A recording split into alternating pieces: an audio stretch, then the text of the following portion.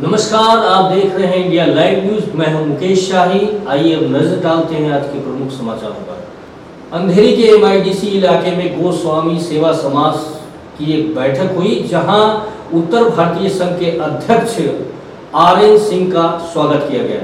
हम आपको बता दें कि विधान परिषद सदस्य हैं आरएन सिंह। अंधेरी के एमआईडीसी इलाके में गोस्वामी सेवा समाज की वार्षिक बैठक के दौरान नवनिर्वाचित एमएलसी आरएन सिंह का सम्मान संस्था के अध्यक्ष एसबी गिरी के हाथों हुआ। आरएन सिंह उत्तर भारतीयों की अग्रगणी संस्था उत्तर भारतीय संघ के अध्यक्ष हैं। भारतीय जनता पार्टी ने उन्हें पिछले दिनों उत्तर भारतीय कोटे से विधान परिषद सदस्य चुना है। इस अवसर पर कई मुद्दों पर आरएन सिंह ने बेबाक अंदाज में अपनी राय पेश की। क्या कहना चाहेंगे इस समाज के बारे में? गोस्वामी समाज जो है वो भी उत्तर भारतीय समाज से ही बिलोंग करता है। मैं उत्तर भारतीय संघ का अध्यक्ष हूँ, तो जो भी हमारे समाज का जो भी काम रहेगा उत्तर भारतीय संघ का फर्ज होता है कि दूसरा, इसके अलावा अभी हम जो सदस्य जो चुने गए, विधान परिषद सदस्य चुने गए, तो पहले तो हम बाय बाय जाते थे, कोई भी काम होता था लोगों का। अब तो हम डायरेक्ट जितनी समस्याएं उत्तर भारतीय समाज का, चाहे वो गोस्वामी समाज हो, चाहे कोई भी समाज हो, उनकी समस्याओं को लेकर के हम आगे तक हम जा कर के निराकरण करें।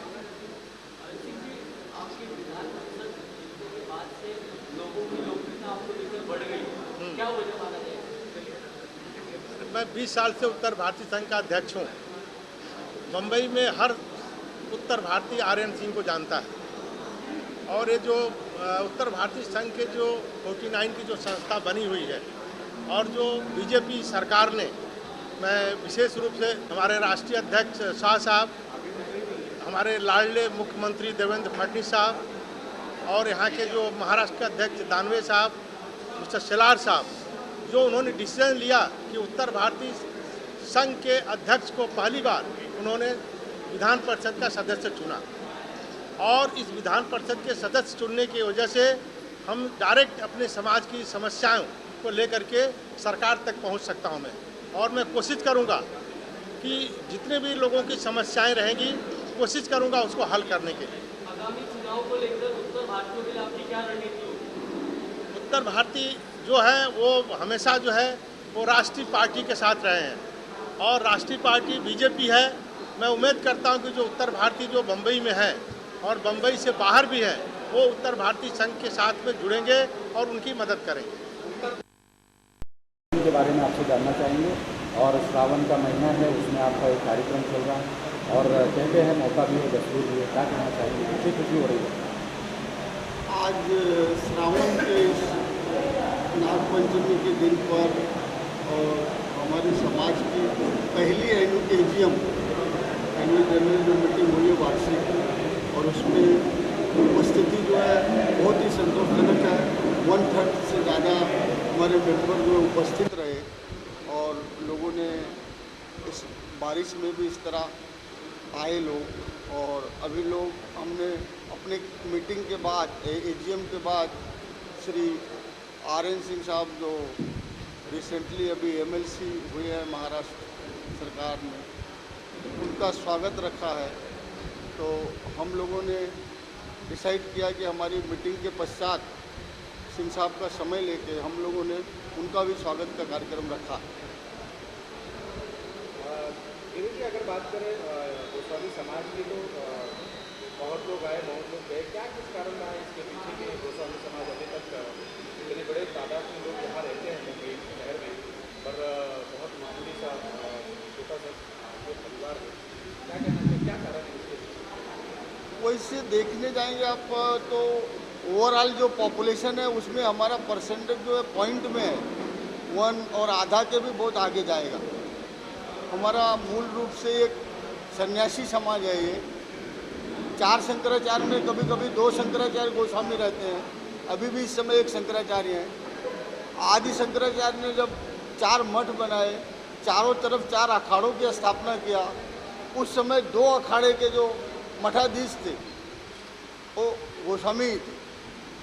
तो कुल मिला जुला करके संख्या बहुत कम है और पूरे देश में फैले हुए हैं।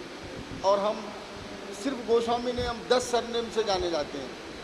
गोसावी, गोस्वामी, पुरी, वन, पर्वत, गिरी, ऐसे 10 सरनेम और 10 के 10 शिव के नाम हैं।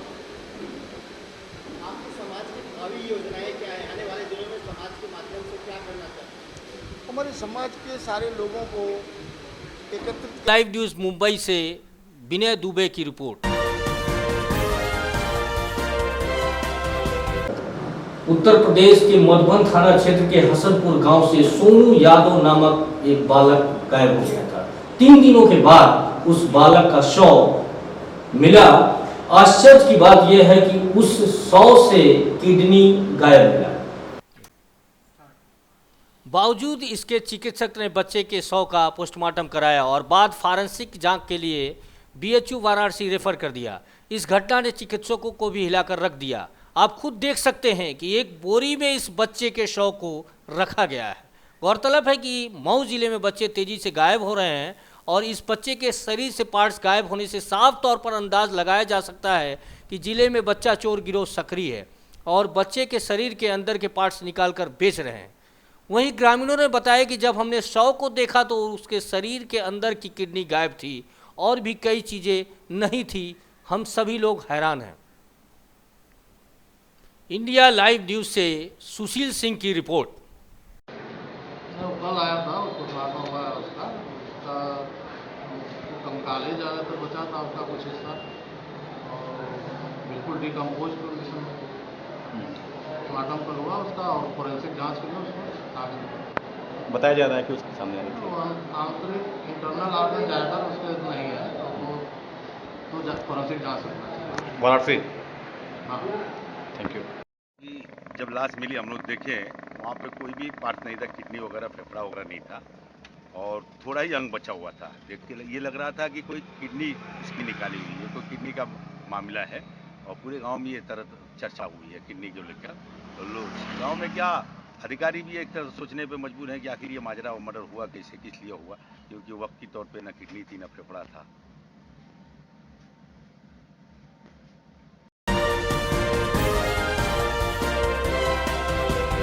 इंडिया लाइव न्यूज़ में वक्त हो चला एक छोटे से ब्रेक का। मिलते हैं ब्रेक के बाद।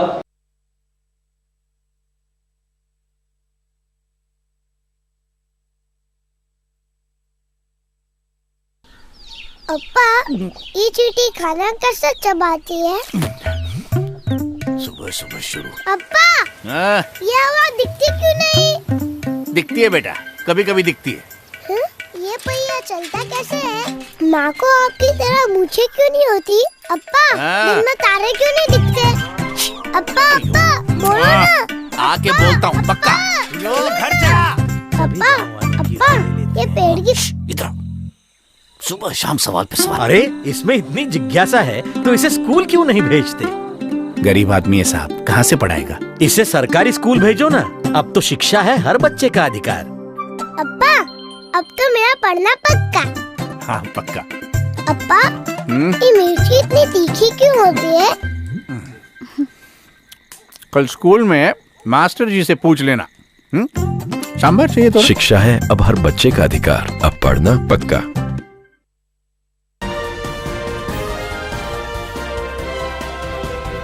उत्तर प्रदेश के सुल्तानपुर जिले के बिजेथुआ धाम में बड़ा मंगल की तैयारी पुरजोर से हो रही है।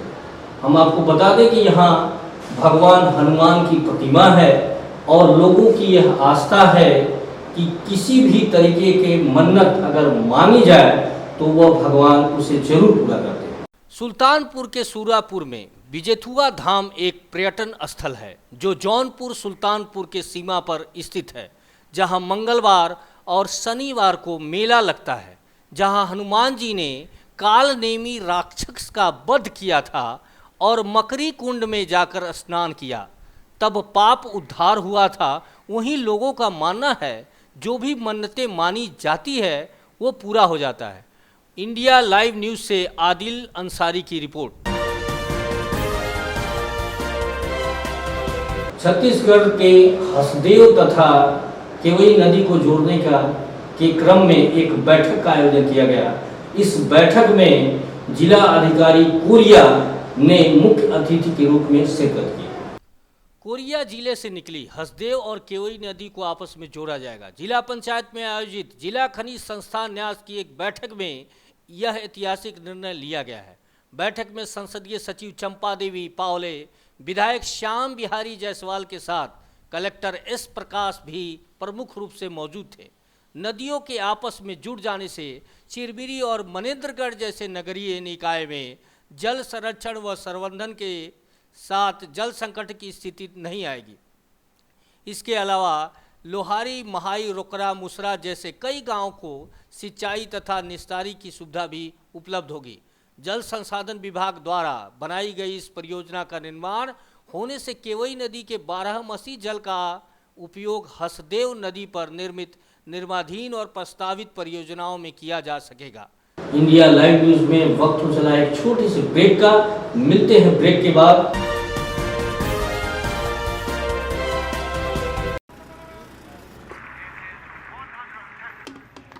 आप सबने दुनिया भर में क्या मिसाल बनाई है। जिस सफाई से आपने कचरा वहीं फेंक दिया। और मन्नू आंटी क्या कूड़ा फेंकती हैं। ओलंपिक्स के गोला फेंकने वाले भी शर्मा जाएं। और ये देखिए, लक्ष्मी भाभी की सफाई तो गांव-गांव में प्रसिद्ध है। हमारे सुखिया भैया मन की करते, जहां सोचा वहीं शौच कर दिया।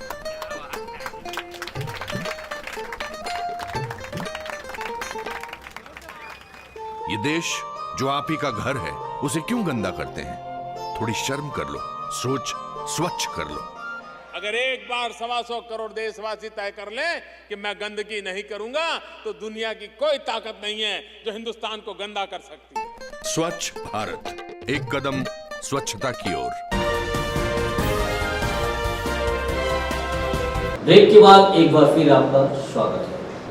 उत्तर प्रदेश के प्रतापगढ़ जिले के सांसद पर साहबारी गांव की एक महिला ने आरोप लगाया है कि सांसद ने हमारे गांव को आदर्श गांव तो घोषित कर दिया, लेकिन कभी भी हमारे गांव में नहीं आते।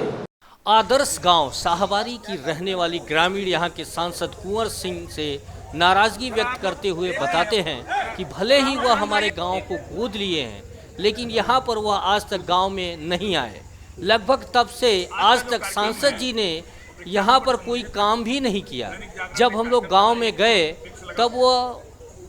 तब वहाँ पर रास्तों में पानी भरा था, नालियाँ भरी थी, न तो किसी के घर तक बिजली का पोल गया है, न ही बिजली की व्यवस्था है।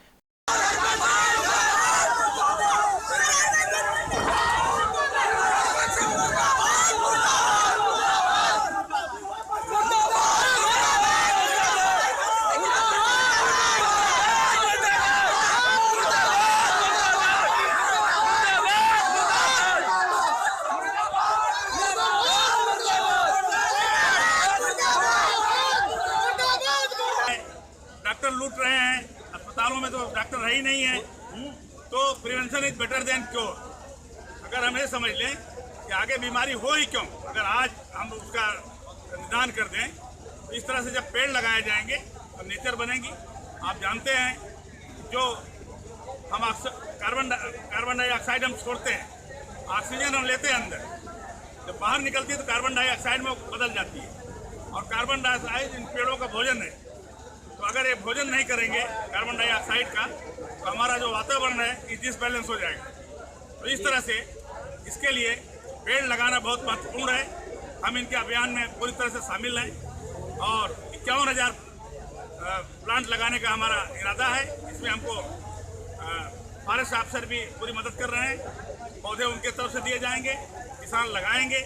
हम कोशिश करेंगे ट्री गार्ड का भी बंदोबस्त हो, जैसे अपने बच्चे को लोग संभालते हैं उसी तरह पेड़ को संभाल के बड़ा करें। यही संकल्प आज हमको लेना है।